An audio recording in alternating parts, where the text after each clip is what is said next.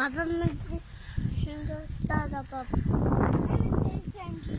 Burada da bir şey var. Ama ondan da git bir gel. Bak buraya dikkat edin mesela. Bakın. Bakın. Buna dikkat edin.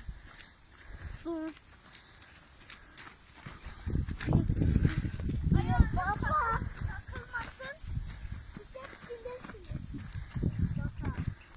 Bakın kaçaklıyorum. Çok da iyi gitti. Mehmet kendin ineceğim. Ya. Hadi bakalım gelin. Gel.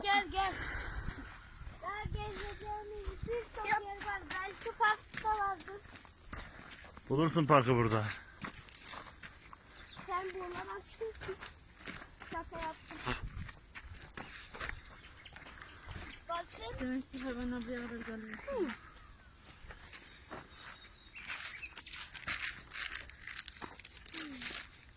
Ya baba. Ya yürü.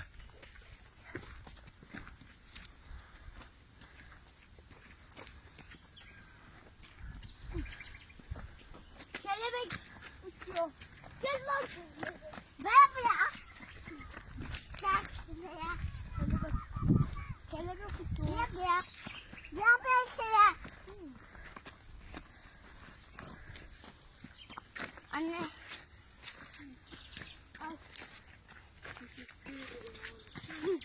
Baba.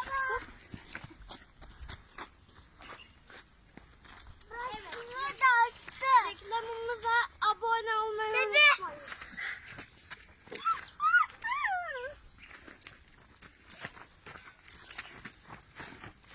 Bak yine kendim. Baba da. Yavaş.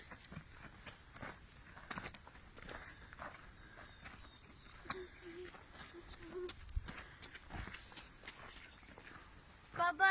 Heh. Şurada da mantar tabancadan mantar Al. fasulye yapacağım. Yürü oğlum yürü. Anne mantar. Ya baba. Ya oğlum yürü be. Ha, aferin sana.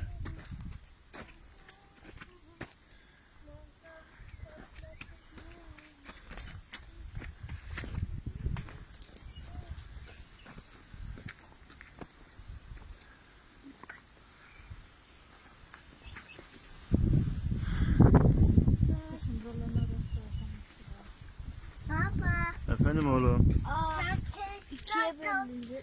İyi oldu.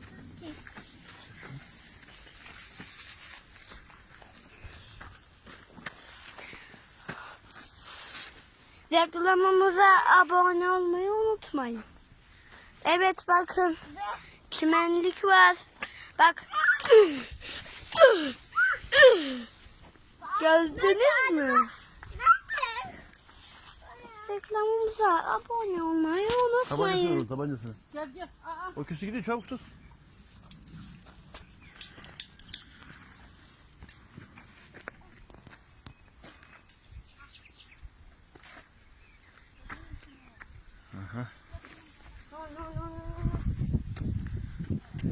Reklamımıza abone oldunuz mu? Olmadıysanız sizi döverim.